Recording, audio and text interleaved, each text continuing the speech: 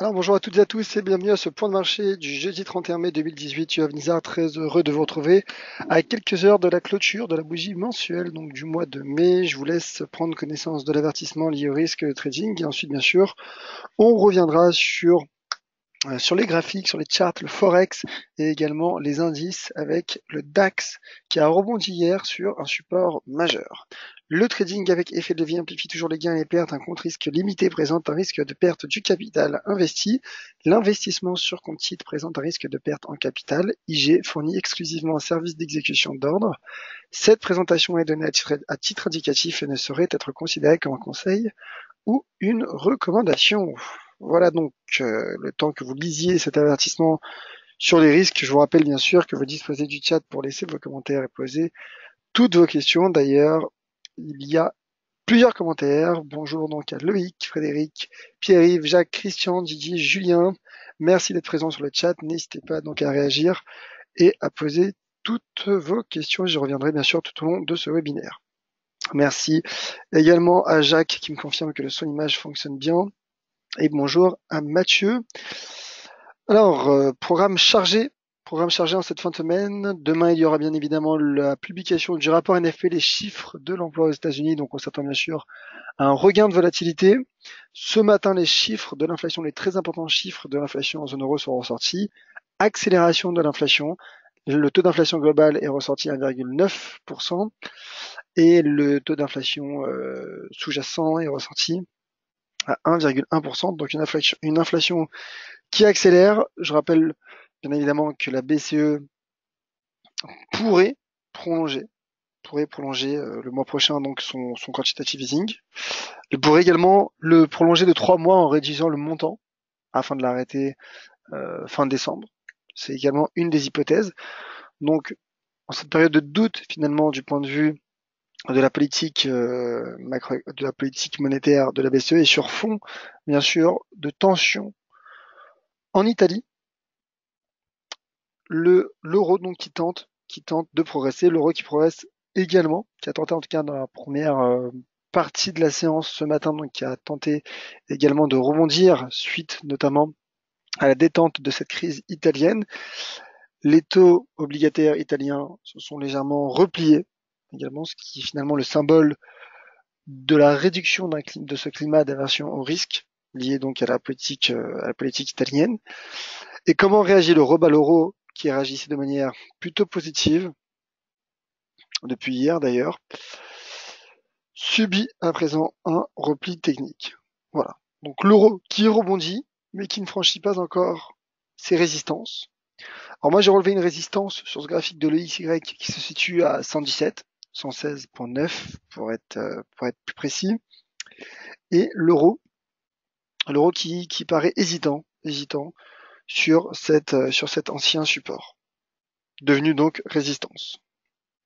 À noter également en termes de bougies japonaises que le XY a formé en données journalières un étroit marteau inversé, suivi d'un marteau.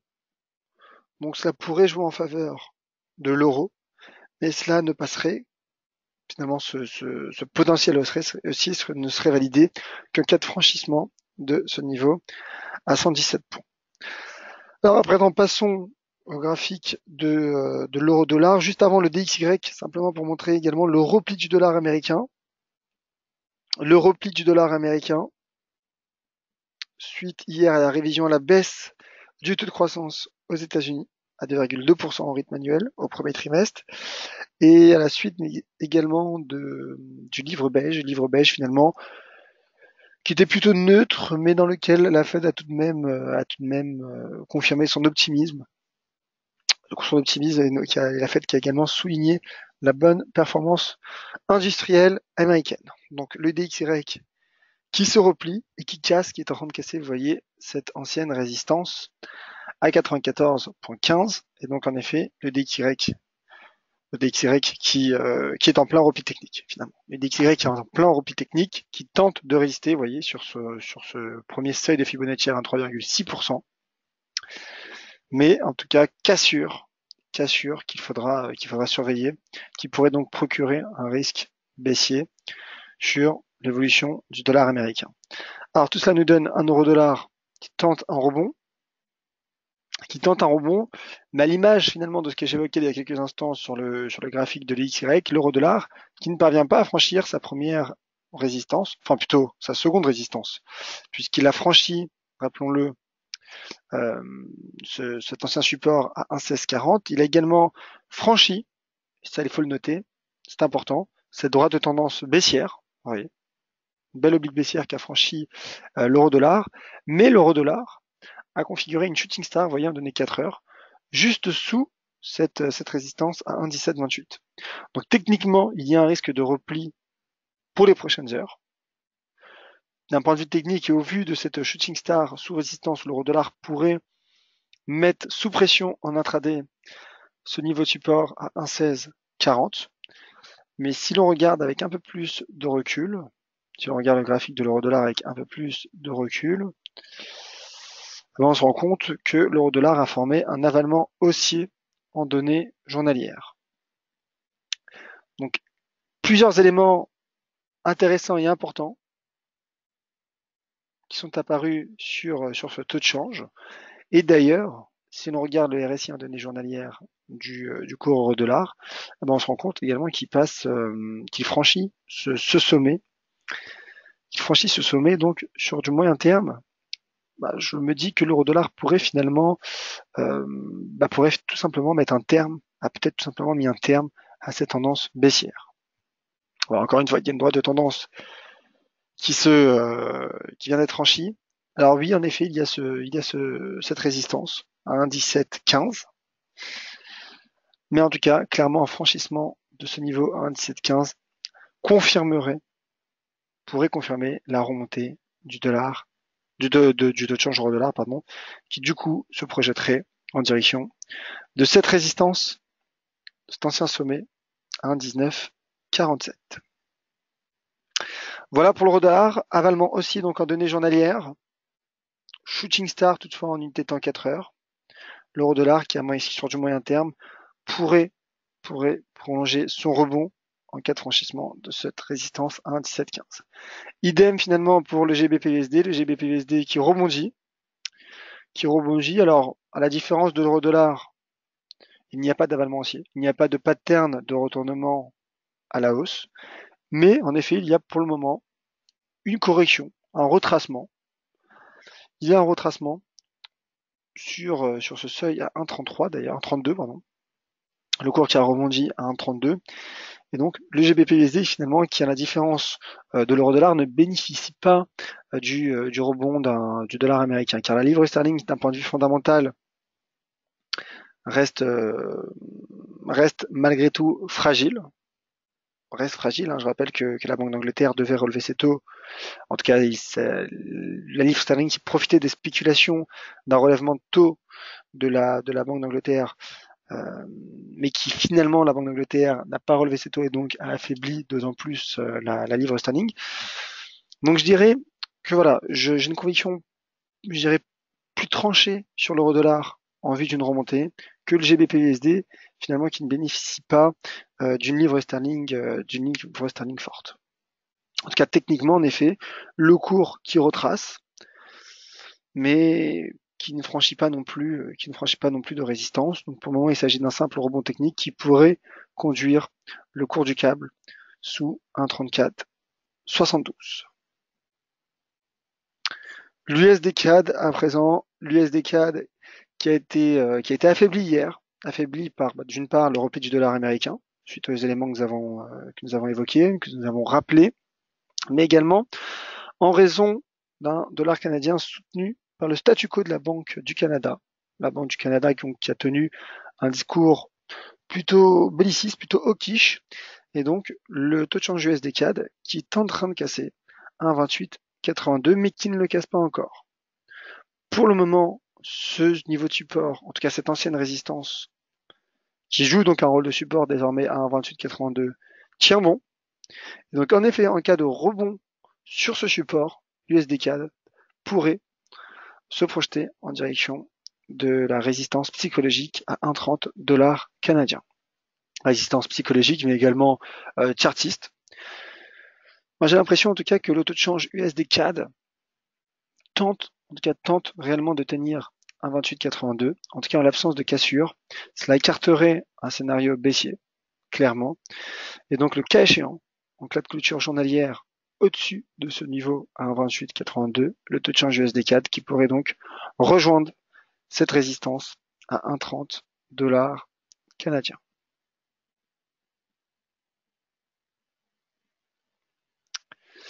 Voilà pour l'USD-CAD. Je passe au taux de change USD-Yen et ensuite je passerai à l'AUD-USD qui propose selon moi une configuration intéressante.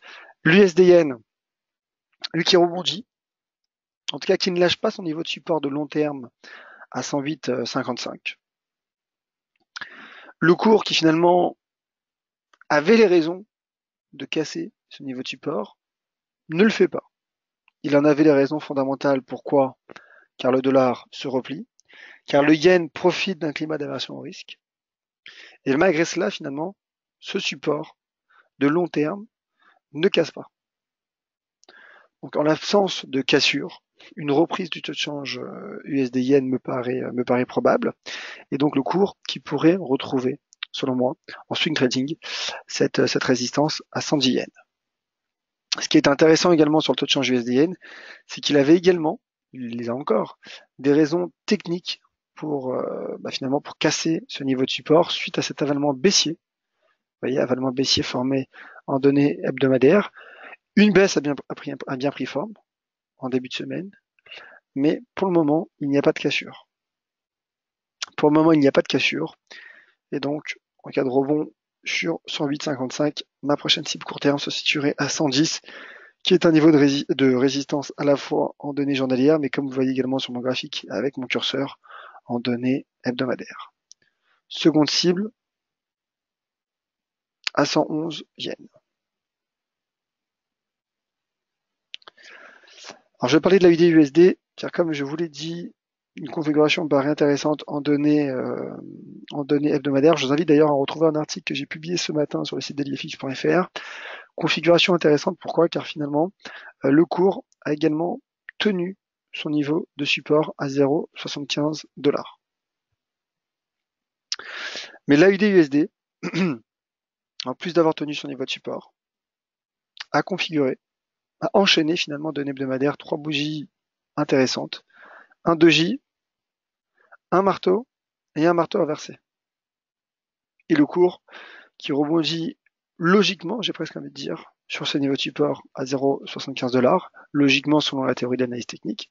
Donc sur une vision swing trading moyen terme, je pense que l'AUD-USD pourrait profiter d'un potentiel haussier. En tout cas, ma cible swing trading se situe à 0,7684 pour une première cible, seconde cible à 0,7778. Alors j'affine en données journalières pour voir, pour tenter d'affiner également. Alors en données journalières, cela me confirme ce sentiment de reprise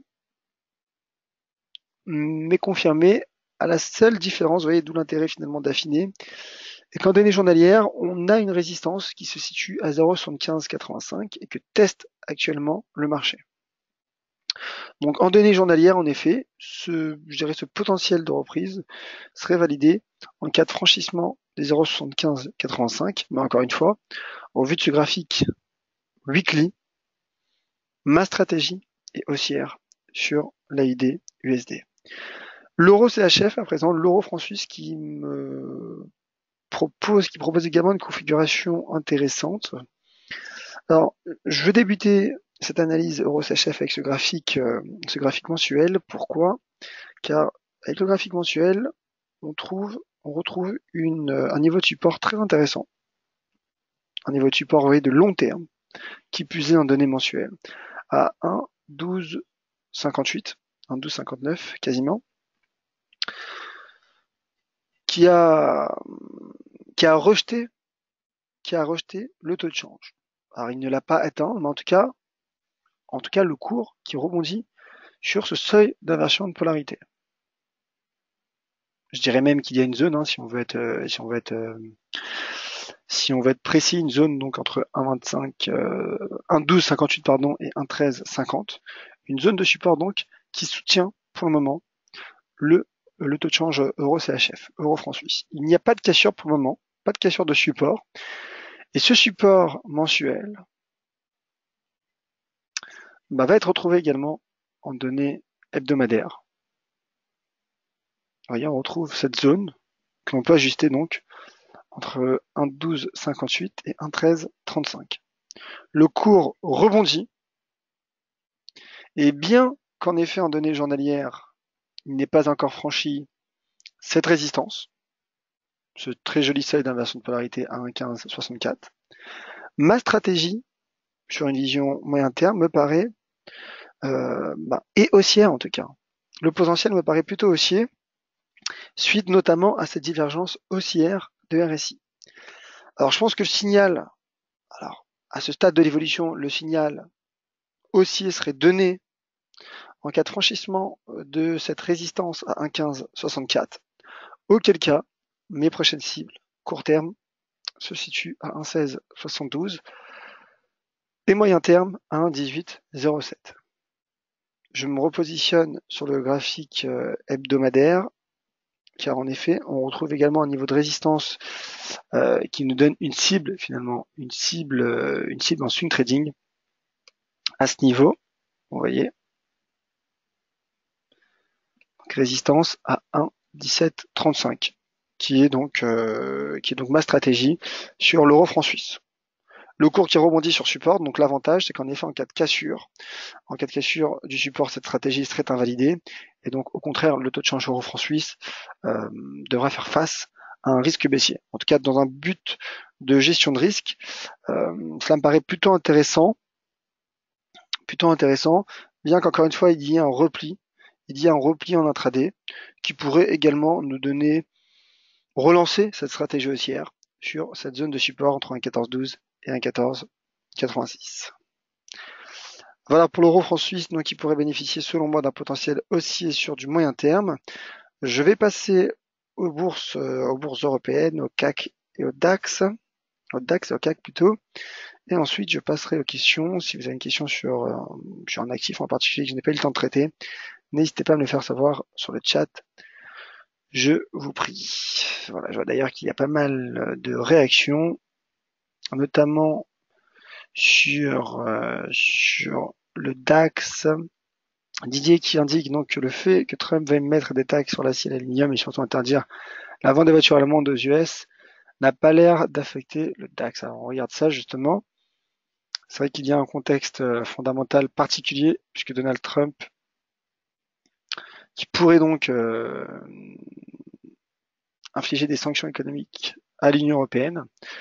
Alors en effet, il y a un repli technique en intraday, mais au-delà de ce repli technique, comme je l'évoquais en début de webinaire, le DAX qui a tenu hier cette ancienne résistance de moyen terme, devenu donc support, et qui est situé proche de ce seuil de retracement à 38,2%, retracement de cette tendance haussière. Et donc le cours qui est soutenu par ce niveau de support, mais qui n'a pas franchi de résistance. Donc je dirais que pour le moment, il s'agit d'un simple rebond technique sur support. Tant qu'il n'y a pas de franchissement de résistance, je dirais que le signal n'est pas encore validé. Surtout à ce stade de l'évolution, où le DAX est désormais en plein milieu de ce range, entre en plein milieu du moins de cette résistance à 2850 et de ce support à 12605. Donc en intraday, ma stratégie est neutre. Sur du moyen terme, un rebond, quand je dis moyen terme, c'est-à-dire court terme plutôt, swing trading plutôt, en cas de rebond sur 2605 points et en cas de non-cassure, en cas d'absence de cassure de ce niveau de support, le DAX conserverait clairement ses chances de reprise, avec donc pour cible un retour à 12 850 points et deuxième cible, ce sommet à 13 208 points. Alors bien évidemment, en cas de cassure des 12 605 points, le DAX pourrait s'enfoncer en direction, alors à court terme, 12 456 points, retracement à 50%, mais qui correspond également à un seuil d'inversion de polarité de chartiste. Et un autre seuil, donc Fibonacci à 61,8 à 2279, mais nous ne sommes pas encore ne sommes pas encore là. Le cours qui, pour le moment, reste soutenu par 12 605 points. Le CAC 40, enfin, et ensuite je passerai aux questions, qui lui aussi tente de repartir, qui tente de rebondir, qui s'apprête à tester cet ancien support à 5475 points en cas de franchissement objectif à 5550 points, qui est un niveau, donc une résistance située, vous voyez, à proximité des sommets, des précédents sommets annuels du CAC 40. Voilà donc pour le CAC et les bourses européennes. Alors je vais passer aux questions à présent. Je vais passer aux questions.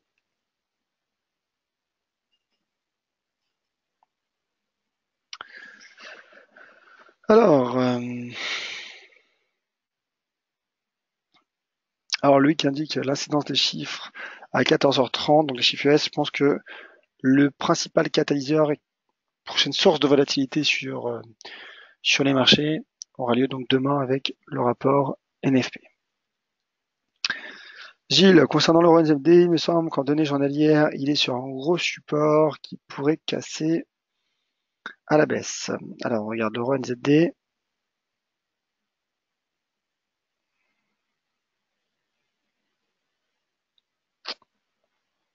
Que voici.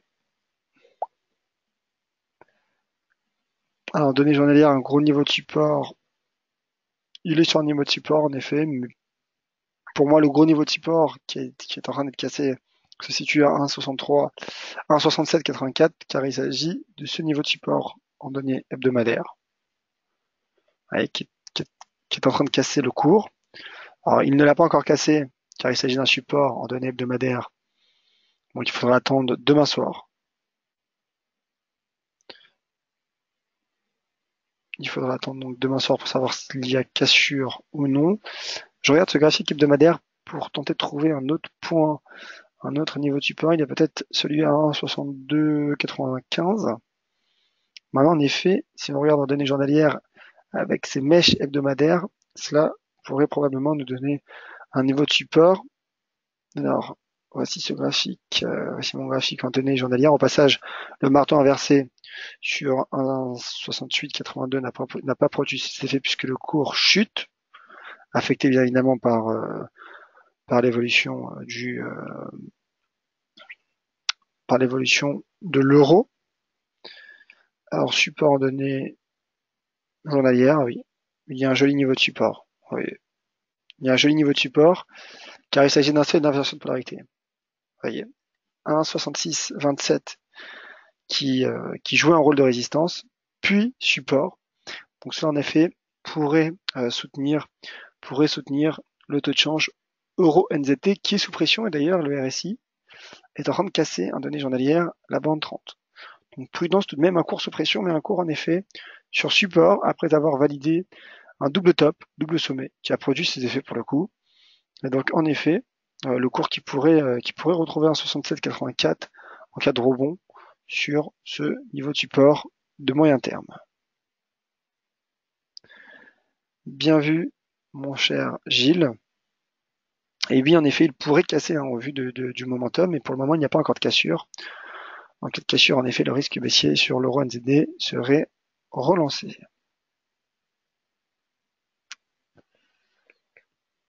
Alors, une question sur l'analyse technique de Julien. J'avais une petite question. Est-il plus intéressant de tracer des zones que des droites quand on fait des analyses? Alors ça dépend tout simplement de ce que nous disent les marchés. Si par exemple le cours rebondit sur une droite, soit sur une droite de tendance ou sur un seuil précis, là en l'occurrence il s'agira tout simplement d'une droite. En revanche, comme on l'a vu sur l'euro franc suisse, il y a une zone, si l'on prend le graphique en données hebdomadaires, une zone donc qui rejette d'ailleurs le cours, comme l'euro GBP d'ailleurs. On voit l'euro GBP. Pour le coup, c'est une belle zone de support entre 0,87 et 0,8733 qui rejette, alors, hormis cette fausse cassure survenue au mois d'avril, le cours euro-GBP, vous voyez, quand on prend un peu de recul, on se rend compte que le cours est rejeté la plupart du temps sur, pour le coup, cette zone. Vous voyez, puisqu'il s'agit d'une zone de support. Et non pas un seuil, mais vous voyez, par moment, il va rebondir plus haut, par moment un peu plus bas. Donc tout dépend finalement de ce que nous disent les cours. Alors merci à vous, Gilles, pour ce beau niveau de support, sur l'euro NZD. Didier qui demande une analyse sur le WTI, bien sûr, le WTI qui a rebondi sur un seuil d'inversion de polarité. Alors voici mon graphique. Le WTI qui a rebondi, vous voyez, sur une ancienne résistance devenue support à 66,37. Bien qu'il y ait un repli technique en intraday, le cours n'a pas cassé pour le moment 66,37, donc en l'absence de cassure, un rebond sur 66,37 me paraît envisageable. Auquel cas un retour sous 69,35 et 72,67 me paraît envisageable. Je reste haussier sur le cours du pétrole, sur du moyen long terme, mais également à court terme. Alors à court terme, en effet, en cas de cassure 66,37, cela pourrait remettre en cause finalement, cela écarterait cette stratégie haussière de court terme, mais pour le moment, le cours reste soutenu par cette ancienne résistance devenue support, et donc je dirais soutenu par ce niveau de support, le WTI qui pourrait donc, selon moi, rebondir en direction des seuils que j'ai évoqués il y a un instant. Voilà, donc très joli seuil d'inversion de polarité, très joli pivot à 66,37.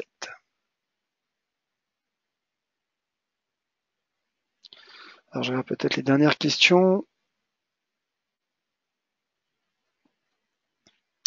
Michel, l'or semble repartir à la baisse. Les chiffres de 14h30 montrent une hausse de l'inflation, un retour à 1285. Alors on regarde cela tout de suite.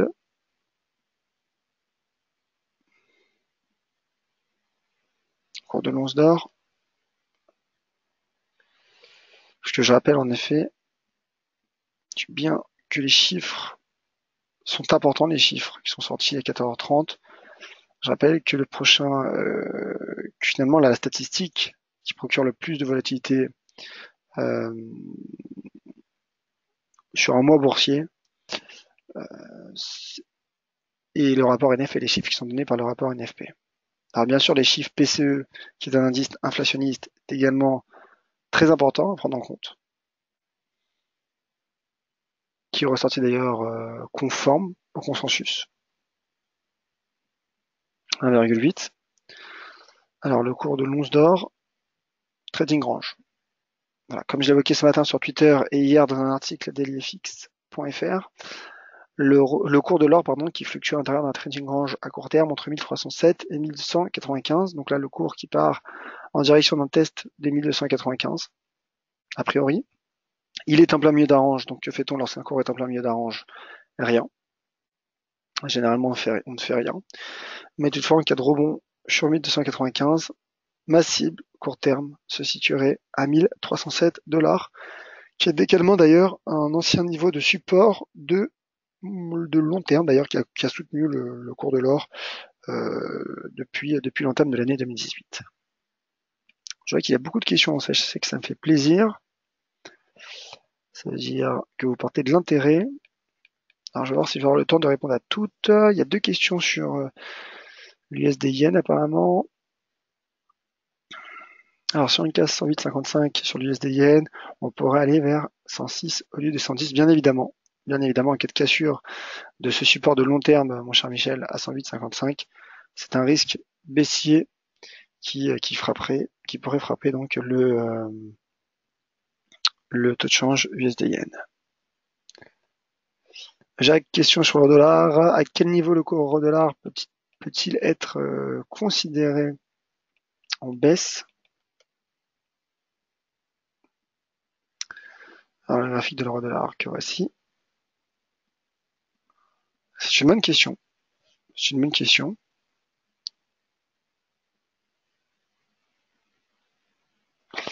Alors, déjà, tout dépend de votre horizon de temps. Moi, je pense qu'il y a vous voyez d'ailleurs le cours le repli se précise suite à cette shooting star en données 4 heures. Et donc, alors sur du court terme, sur du très court terme, une cassure de ce seuil à 1,1640, je dirais validerait la présence, cette zone pardon, entre 1,1640 et 1,1613 validerait la présence d'un risque baissier. De manière générale, un échec sous un 17,28 qui est situé à proximité de cette résistance de long terme, de cet ancien support de long terme à 1,1715, en l'absence de franchissement, l'absence de breakout, bah cela finalement confirmerait la tendance baissière, de l'euro-dollar. Maintenant, qu'est-ce qui pourrait faire que le cours de l'euro-dollar accentue sa baisse et s'enfonce? Bon, bah ça c'est un cassure des plus bas à 1,15, de ce creux à 1,15. Mais de manière générale, en cas d'échec sous 1,17, 1,1715, 1,1728, bah clairement la tendance serait maintenue. La tendance serait maintenue sur l'euro-dollar. Donc voilà, je pense que le prochain pivot à court terme se situe à 1,1728. Pour le moment, le cours se replie, mais attention, comme j'expliquais, en données journalières, il y a un avènement haussier qui a pris forme, qui pourrait donc à terme, qui pourrait à court terme d'ailleurs, soutenir le taux de change euro-dollar.